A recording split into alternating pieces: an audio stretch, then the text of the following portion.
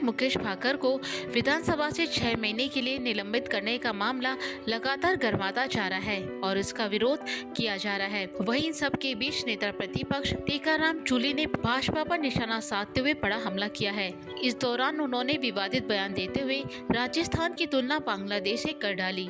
जूली ने स्पीकर देवनानी को आड़े हाथ लेते हुए कहा कि उन्होंने भाजपा के दबाव में आकर असंवैधानिक फैसला लिया है। जूली ने कहा, भाजपा के नेता राजस्थान में बांग्ला जैसे हालत बना रहे हैं। टीकाराम जूली ने कहा, जब से भाजपा सरकार सत्ता में आई है तब से ही लोकतंत्र में काले अध्याय जुड़ते जा रहे हैं। उन्होंने कहा, इसे लोकतंत्र पर एक और काला अध्याय के रूप में देखा जाएगा। नेता प्रतिपक्ष टीकाराम जूली ने भाजपा सरकार पर तीखा हमला बोलते हुए कहा, भारत सरकार में बांग्लादेश जैसे हालत पैदा करना चाहती है। जूली ने कहा, भारत की खूबसूरती इस बात में है कि कांग्रेस ने बाबा साहिब भीमराव अम्बेडकर के संविधान को बचाकर रखा, लेकिन भाजपा अब उस संविधान को कमजोर करने का प्रयास कर रही है। उन्होंने जोर देते हुए कहा, विपक्ष दबने वाला नहीं है और राज्यपाल से भी मिलेंगे। टीकाराम जूली ने कहा कि उनका कार्यकर्ता गांव-गांव तक जाएगा और संविधान की रक्षा करेगा।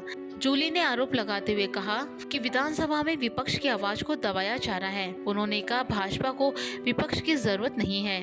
कल भी उनकी बातों को नहीं सुना गया, जबकि उन्होंने विधानसभा अध्यक्ष के कहने पर लिखित में प्रस्ताव भी दिया था। इसके बावजूद उस पर कोई फैसला नहीं लिया गया।